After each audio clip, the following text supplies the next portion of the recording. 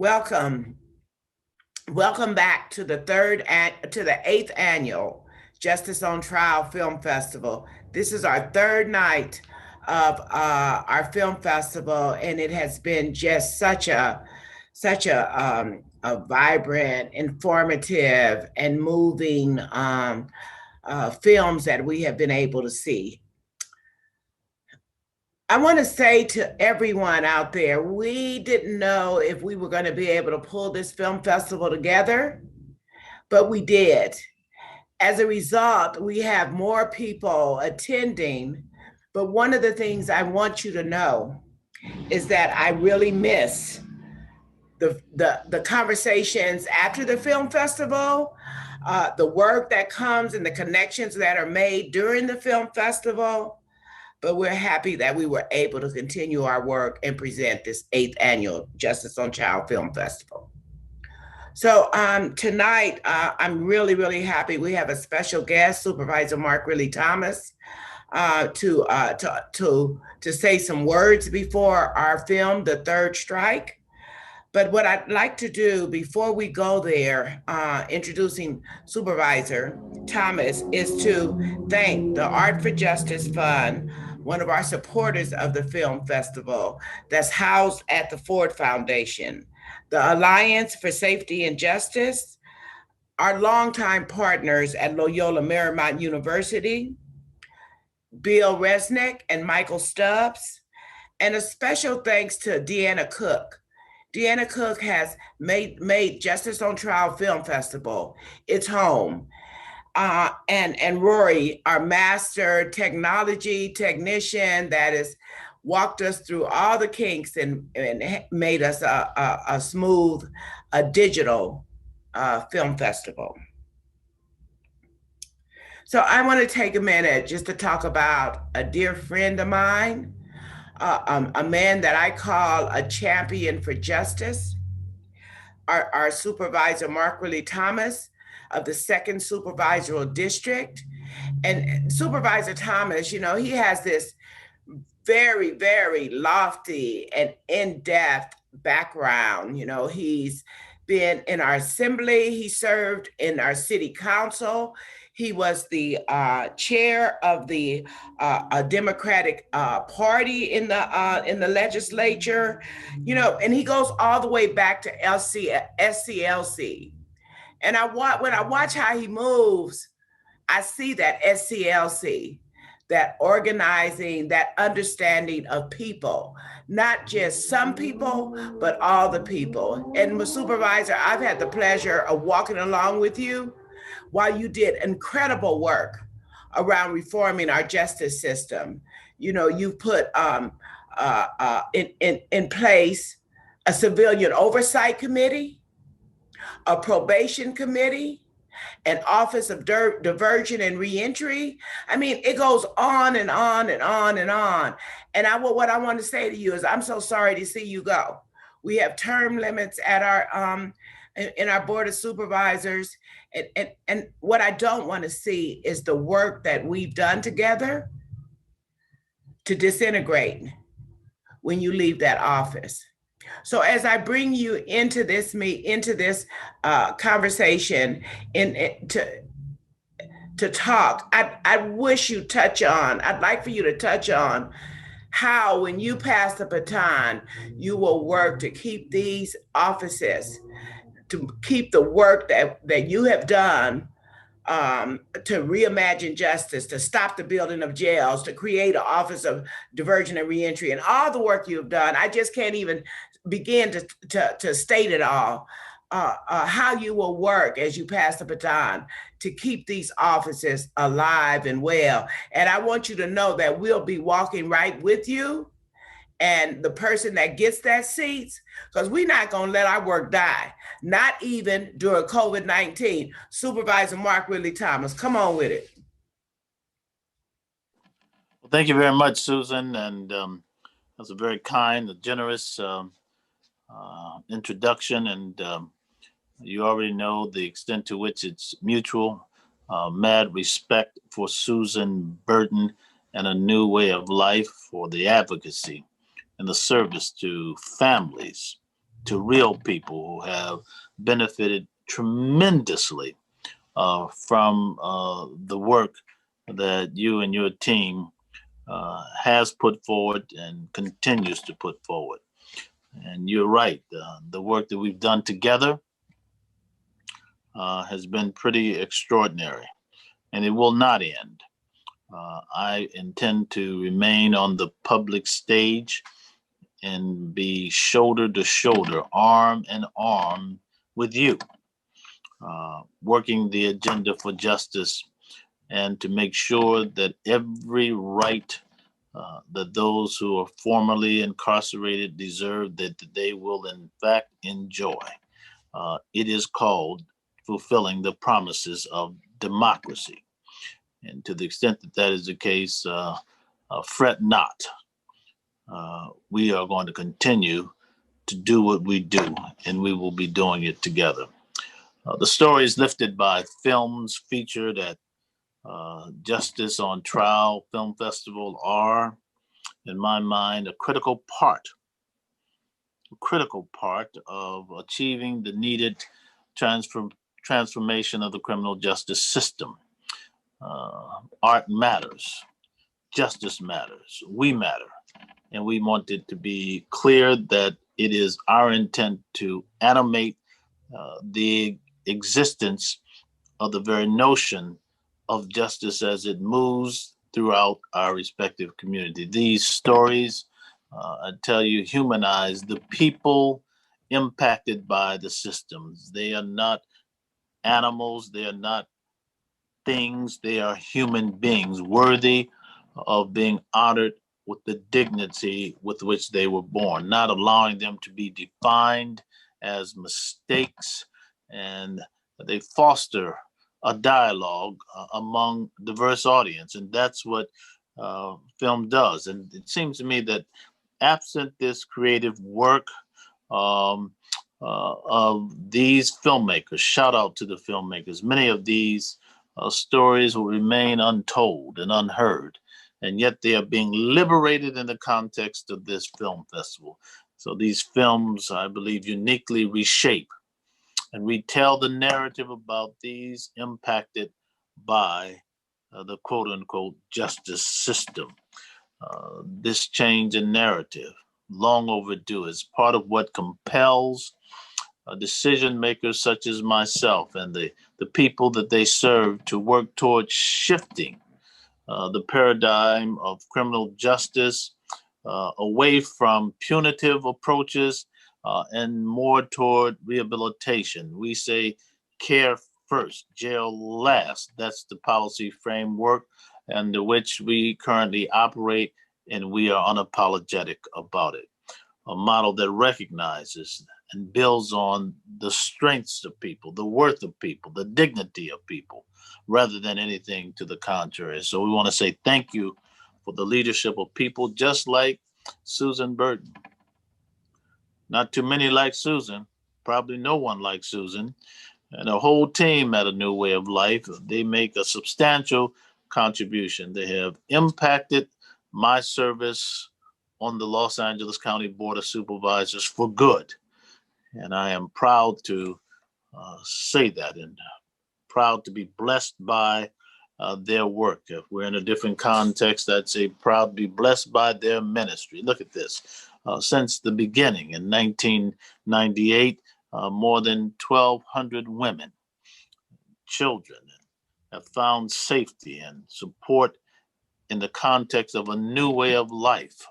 Their safe homes, and they keep on doing the work. It is tremendous what they do, and we need to honor it accordingly. Over 400 women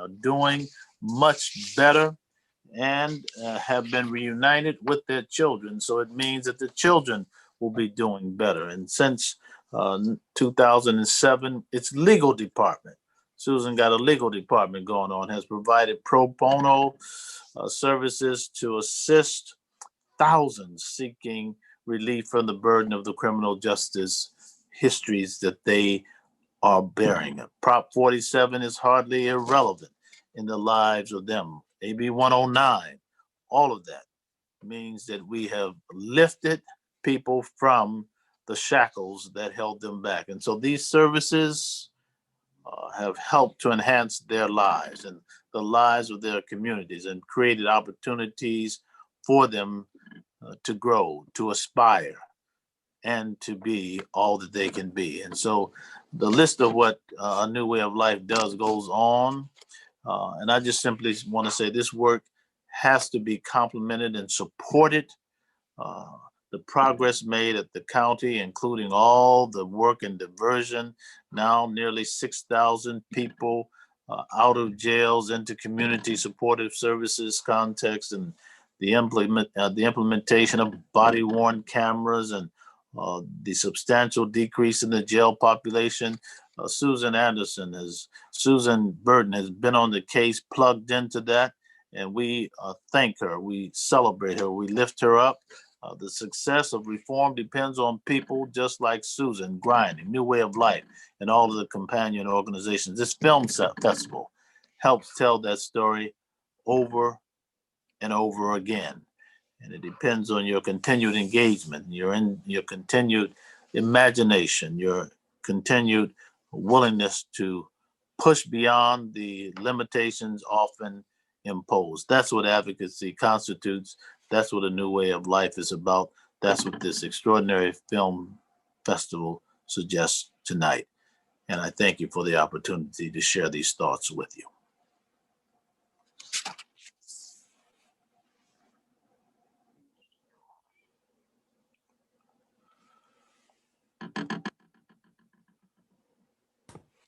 Thank you, Supervisor Thomas. You know, I want to say to you that you came along and you believed when no one else believed, and you supported when no one else supported. And quite frankly, I don't think I'd have made it without your support. But Oh, God stop. sends. I mean, that's real. You You don't need to know. stop.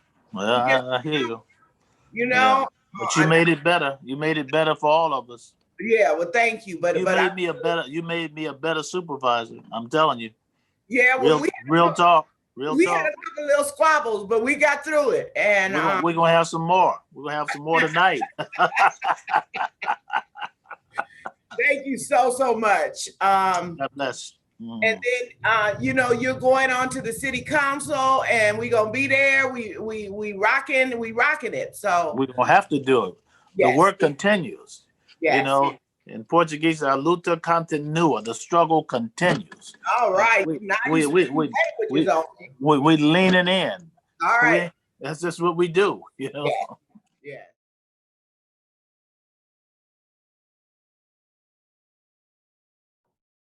Hello, everyone. My name is Ingrid Archie, and I am honored to join you this evening, but even more honored to be a part of the A New Way of Life 2020 Justice on Trial Film Festival, and a part of the organization that I've worked with for the past 5 years. So we've just watched a film that was all about the laws that were written to throw people away. I watched it, and I know I could have been one of those people, except Susan and A New Way of Life wrapped their arms around me and didn't look at me as a throwaway, because according to A New Way of Life and its mission, nobody is considered a throwaway, and we don't throw people away. We give people a hand up so that they can start to dream and they can start their lives and land somewhere safe and begin to have a future. The lifeline ANWAL provided me has allowed me not only to become the woman and the mother that I was always meant to be, but to help ensure that laws like Prop 47 and 64, brick by brick, take down the walls that have divided families and communities far too long. So before I introduce this incredible panel,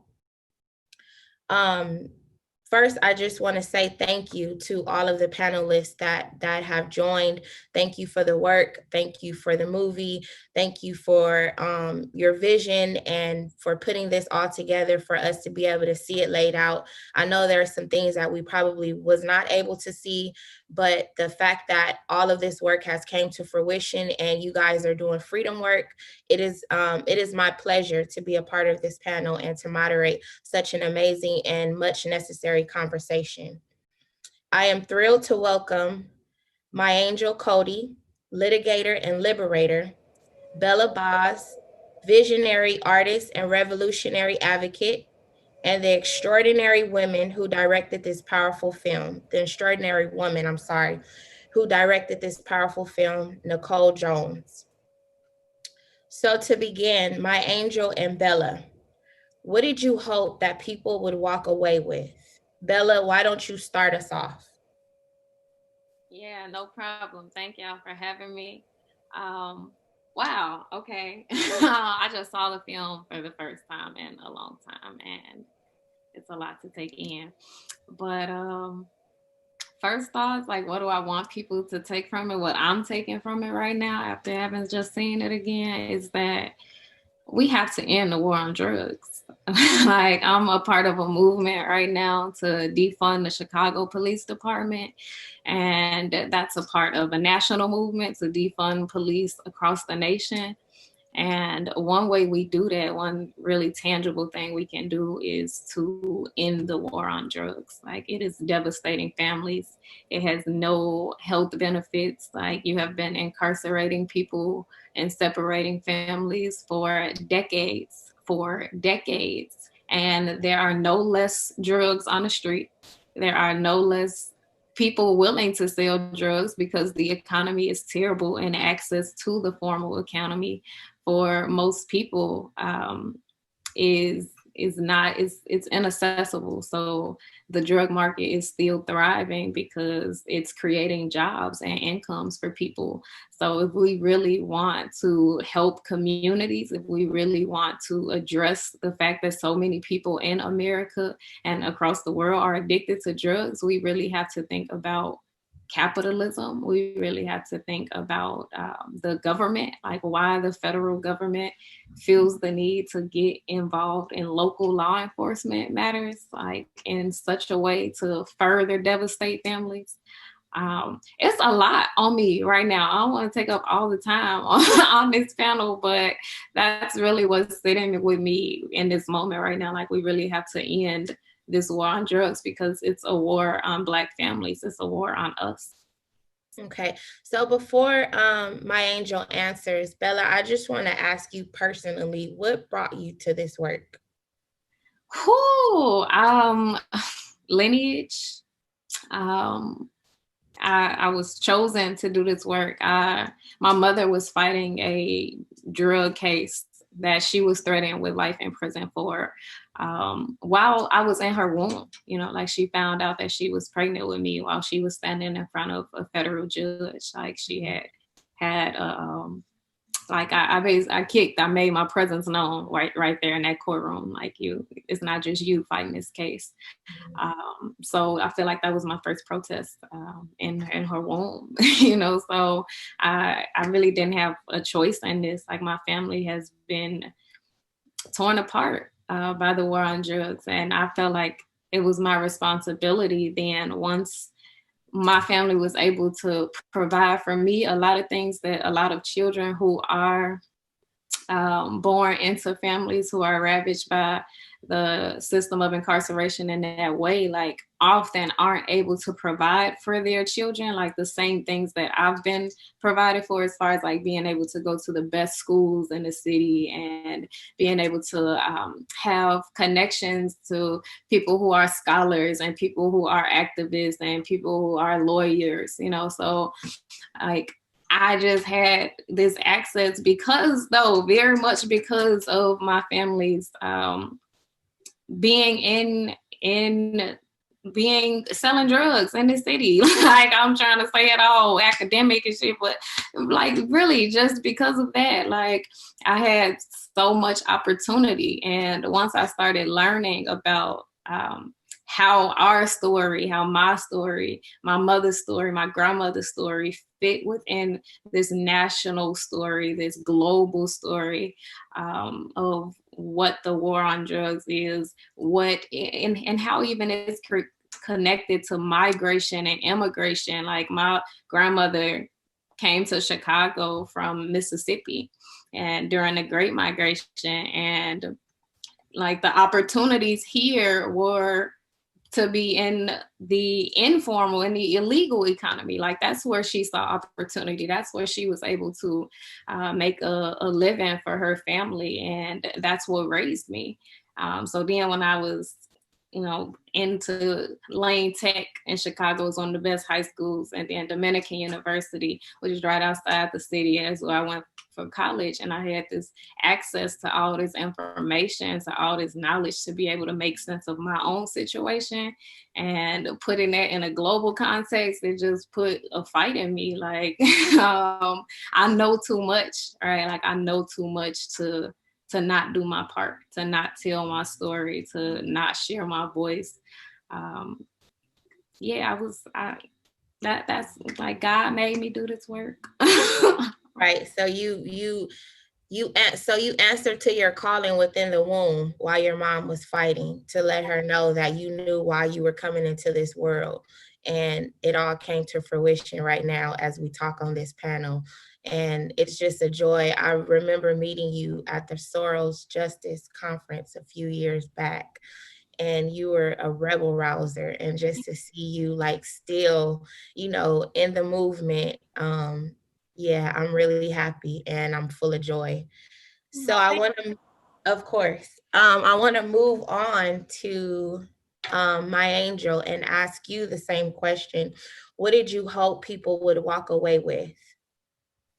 I hope that people will walk away with knowing that Black women have always led the freedom fight for us, and because there's a lot of imagery and a lot of sort of rewriting history in our contribution, and a lot of erasure of the contributions of Black women in liberation work. And so I hope that first people see that we as Black women, a team of Black women, a small team, we were leading, been leading, will continue to lead. So that's thing number one. I hope that people will see in that we are freeing us, like we are picking the locks to our own pages. That's really important, because I think sometimes when you see the news, people think, oh, it was Trump that signed the bill, or oh, it was Kim Kardashian that funded it. It's like, I hope that people see that we as Black women, a lawyer, an organizer, a lawyer who's in the military, like we are here literally dangling our bodies over a cliff to do this work with minimal resources, minimal funding. And I hope that people also see that, when Bella says that we have to end mass incarceration, that's not an ask. Like we're not asking America to end it for us. That is really prophecy. That is the declaration. I hope that people see us as, existing in the three times. Like we've been here, we're here now, we're the future. And so we're coming back to rescue bloodlines for people. And I hope that is also something that people take away from this, is that it's not just a moment, it's not just fashion, it's not just the zeitgeist of politics, that this is existing on a level that's higher than politics. It's on a frequency that's higher than the news stories. And that when you look at someone like Edward or Bella or any of us in that film, I hope that you see that. Great. And I just want to say thank you. Watching the film, I watched it a few times. It was very emotional at times. And it was like, I think at the part when Bella was like, when you guys were on the phone, I forgot his name, but you guys were on the phone with him and telling him that, he's coming home. And he dropped the phone and he started crying. And Bella was like, I would have been like, get your shit, Right. I fell out laughing, but it was so much joy in that moment, because he shouldn't have been there in the first place. And the fact that it took somebody's vision and somebody else to fight and kick in their mama's stomach to come together to bring him home just for that moment. You know, it was, I guess it was just liberating. And it just goes to show that mass incarceration not only warehouses our Black men and women and people of color, but it separates families, and it creates a lot of emotions. It creates trauma that is not dealt with, and it creates trauma that you have to work through for years and years to come, even after incarceration. So that film was just so much for me. I want to know, like, just in doing the work and all that's going on, like, what keeps you? I asked Bella what brought her to the work. I want to ask you, what keeps you in the work?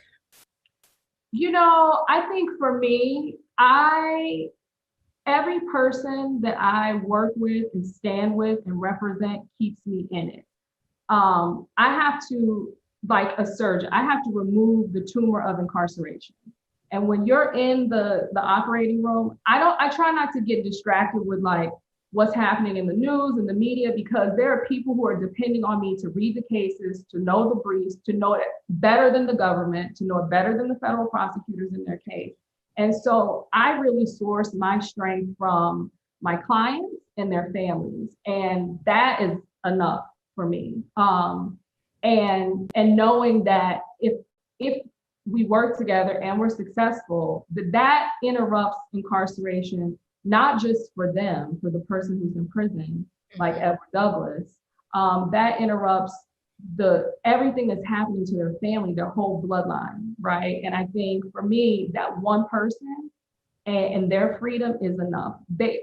We see too often that Black people get reduced to numbers, like how many, people will this law free? One is enough. You know what I'm saying? Like one is enough. And so that's where I get my hope from, is just every person that I stand with and go behind the curtain and see them. I'm like, we all deserve to have them back, right? Like we're all richer with Edward Douglas out of prison. And so I think the fight for me is fighting for our trust fund. Like every one of these guys and every one of these women in prison, that's our trust fund. That's what's been locked away. That's our treasure. That's our stock market, right? And so I feel like that's what I want back personally, on a very personal, deep level. Thank you so much. Nicole, so of all the many stories about criminal justice in the US, why did this one stand out to you personally? It wasn't that this one specifically stood out to me. It's the overall thing that people in my community, I was like, this is not new. This keeps happening. This is modern day slavery still existing. And why doesn't everybody know what's going on with our criminal justice system? And that was the passion I started the project with. What I was not fascinated, it's the wrong word. What I was furious to see was how much everybody didn't know about the criminal justice system and how buried it is, because it wasn't just, I thought it was just people in my community. It was also people of color. There were so many people I spoke to, they didn't understand how insidious it is. And then I wanted to be able to look in the eye the women who were doing this work, those of us who didn't have the education and did not understand what was going on. There needs to be something more than donations. There needs to be something more than, I support you. There has to be an education put out there in some way, in some fashion. And I just became very passionate about how I was going to figure out how to do it. And I've been following this team around for about the past 3 years and just trying to figure out a way to educate people. And when you talk about education, was there anything that you learned for the first time while putting this film together about prisons or mass incarceration or just the criminal justice system as a whole that you didn't know before? I learned everything while doing this because this system does not affect me personally. That is the fact. And that is what I wanted to shed light on. What I learned that I didn't know was how much everybody didn't know, meaning there's part of the systemic issue that I've seen is that there's nuances to it that nobody knows about. Like everybody from every single background has watched this film and said, I didn't know that. I didn't know that. I didn't know that. And why isn't this film made? It's because we don't value these stories. We don't value this. And that is going to have to be strong arm changed, not soft arm changed. It's, don't know what the answer is, but trying to figure it out best as I can. Absolutely. What I learned just doing this work and work in the past 5 years with the New Way of Life is about the 48,000 collateral consequences that affect a person with a felony conviction. I mean, we already know that you're barred from housing, you can't get a job, and so on and so forth. But there's 48,000 no's that you receive because you have a felony conviction. And yet you're told that they want us to go back into society and, be a normal person, be a taxpayer, and so on and so forth. But you have a whole wall of no's that keep you from doing that. So that was one of the things that I learned, and is something that, we're fighting for at A New Way of Life, to restore the rights of formerly incarcerated people, not just locally, but nationally as well. So I want to pose this question. Go ahead. Oh, I was just going to say one thing I do want to highlight, because it was really powerful, is when MiAngel broke down that we throw so much money at prosecution, but we don't throw money at education. We don't throw money at, mental health. We don't throw money at people. There's so many ways that money could be helping create a better system. And instead we throw money at prosecution. So when you asked me what specifically I learned, that was something where I thought was a really powerful part of what MiAngel taught me, of the many things MiAngel taught me. I think that's right. And I think that's because the propaganda machine, people think it sort of just started in the last 4 years, but the American mainstream anti-Black racist propaganda machine has been cranking out disinformation and misinformation for decades. And so, I think part of that is just defunding education, mental health services. And suddenly now people are against defunding anything, but they've been defunding us for decades. And I think to Ingrid's point about the 48,000 collateral consequences, there were 48,000 no's that preceded any person that I've ever represented before they ever even went to prison, before they were ever arrested. They were arrested by all these no's, a wall of no's. And so I think those 48,000 collateral consequences are also preconditions that existed in people's lives in the first place. I want to add in there too that a tangible thing also, like while we're talking about defunding the police and what are we funding instead, like you just said, Nicole, that they are overfunding prosecution. Like MiAngel was a defender, a public defender. Like the public defender's office needs to be funded more than the prosecution's office. So like, or at least the same. The public defender's office gets much less money than the prosecutor's office. So that's something that people, I know it's a lot of people who do advocacy work watching. It's like, that's something that we can be pushing towards too, is if we're going to take money from the police, we need to put our own privilege aside of saying what we want out here. Like it's people we need to make sure don't even get caught up in this system. So if we funding the public defender's office, it's people like MiAngel Cody in there. It's people like Amanda in there, saying like we need to fund that. Thank you for making that point, Bella. Really quickly, I just want to let the audience know that you can ask questions in the chat and we will do our best to get to as many questions as possible. And I have one thing before you move to the questions, I just want to say, and I appreciate Bella's point about funding the public defenders. I also want to underscore that people need to fund organizers. People need to fund the people whose office is out in the community doing the work as well. Because too often, you don't get the funding. Like you devote your life, you devote your youth, right? To dismantling conditions that you didn't create. So I would love to see that as well. I gotta say that. And also, I just want to piggyback on everything that you guys are saying in regards to defunding, is to see the child welfare system defunded as well, because that plays a big part in the prison pipeline.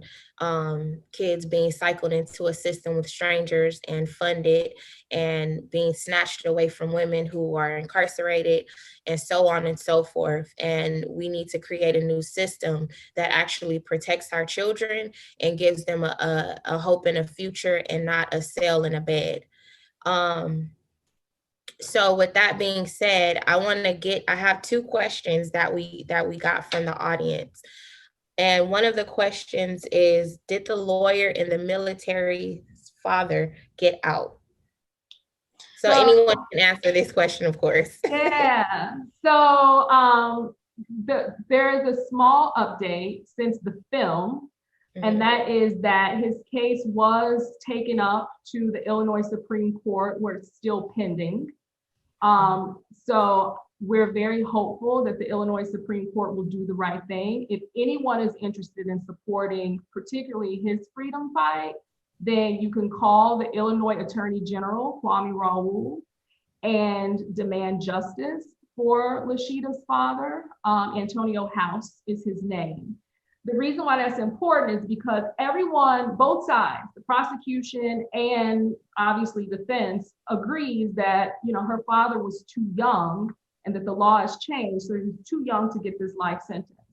The whole sticking point is, from the state of Illinois' perspective, is, okay, if we give him a break, does that open the floodgates, right? So it's sort of like they're playing chess with someone's freedom that's not really based on anything that her father, you know, is specifically any reason why he should remain in prison. So, you know, I think that's the kind of gamesmanship that I hope that those of us who love justice and love freedom understand what they're doing to us in prisons, and how the law and prosecution holds people just because they don't want it to become a bellwether to let more people free, which, what does that mean, right? So yeah, I would encourage people to email, tag on Twitter, get in touch with the Illinois Attorney General's office and say, do the right thing, and free Antonio House, because they're just afraid that his case is going to create a precedent. So can I add in on that and just say that if the person who was asking that question is like a little technology savvy, you ain't got to be that technology savvy, honestly, but if you're on social media and you hashtag bring house home, that's the hashtag that Lashida is using for updates on his case. So you can keep up with her there, like look up bring house home. You should be able to find her page too. On Instagram, her page is Disturbing the Law. It's DSTURBING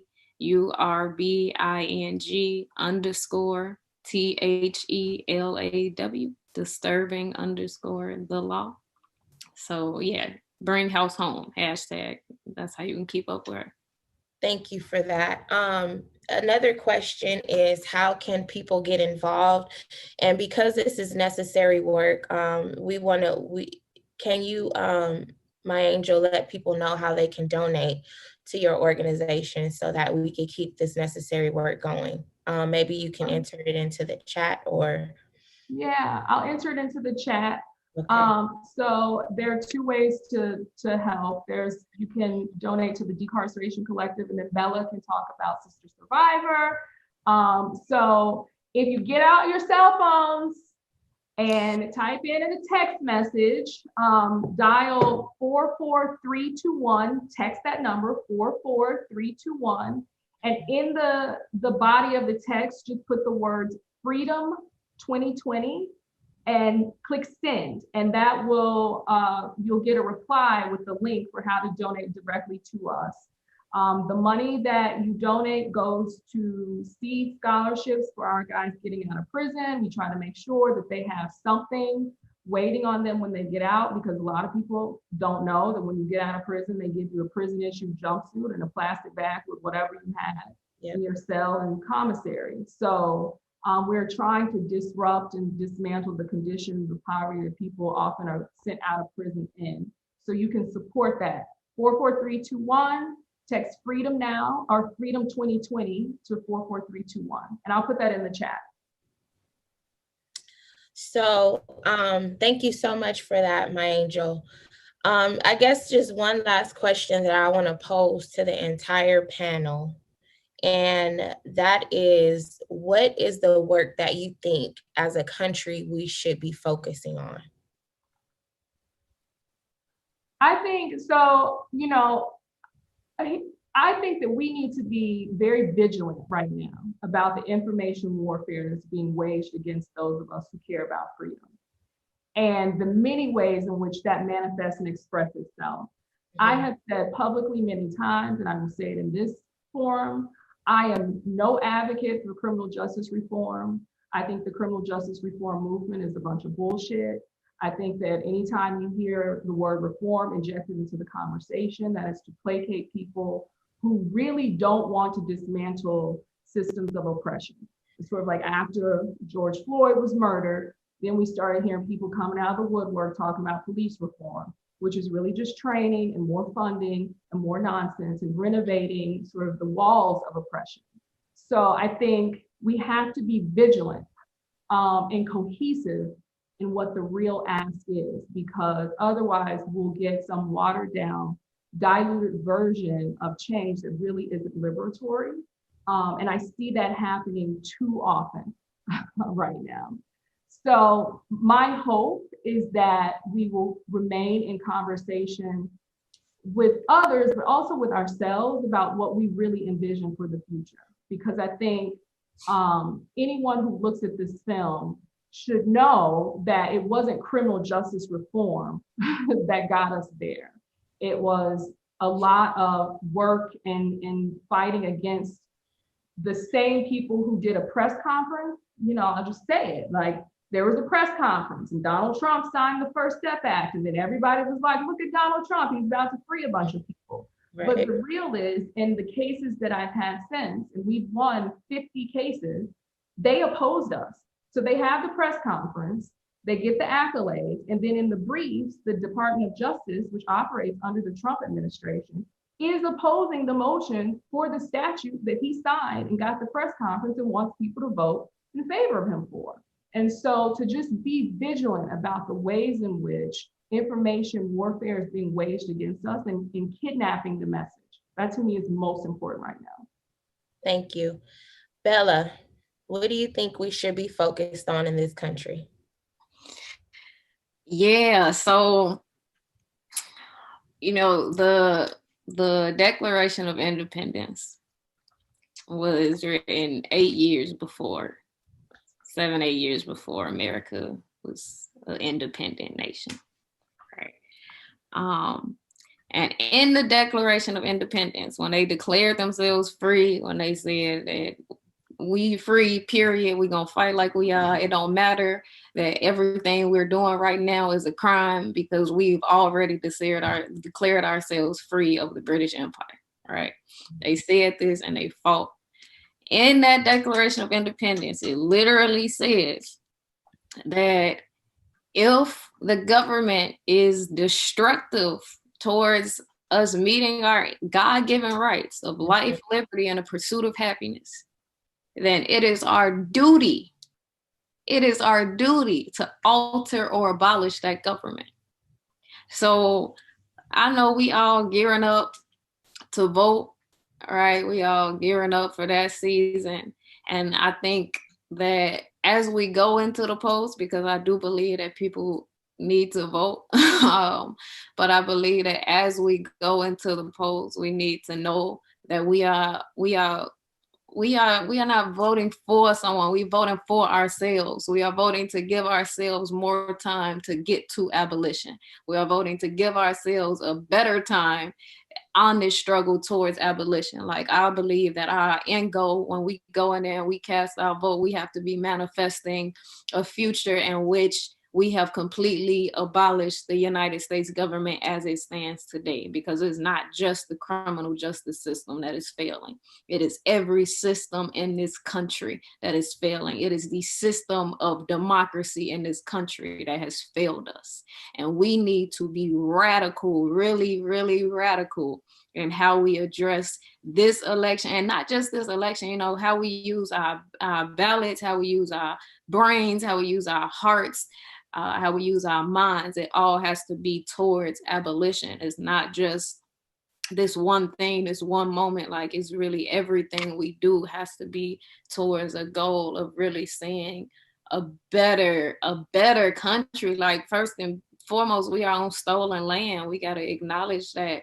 And what the people who control this stolen land have done with it is unacceptable. For us to be people here who believe in freedom, we have a responsibility to do what America never did when they declared themselves independent. But we have to declare ourselves independent of this white supremacist, capitalist, patriarchal society, and do something completely different, even if we, you know, doing harm reduction steps along the way, because we have to do that. We have to survive while we're here.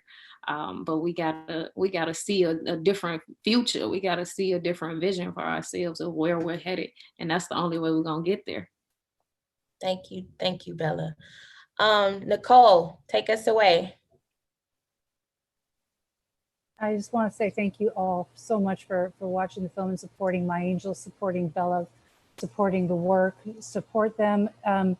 All you have to do is text Freedom 2020 44321. It's very simple. I know you asked me a question, but I always go right back to, what do we do to support the work? These people do not get paid. They don't. This is only donation. If you love the film and if you love what you saw, if you are educated now, if you feel like you've opened that door, please, please, please, Freedom 2020 to 44321. That's really all I have to say. Thank you, though. Thank you for having the film in your festival. And thank you to Susan Burton and everybody there. Thank you as well. Absolutely. So we have a treat for you guys. I believe someone by the name of Bella has a wonderful poem to read to us to close everything out. And I just want to say, before you start, Bella, thank you to the audience for watching the movie. Thank you to the audience for supporting A New Way of Life's 2020 Film Festival, and us having to pivot from being in person to being online and virtual. Thank you, thank you, thank you.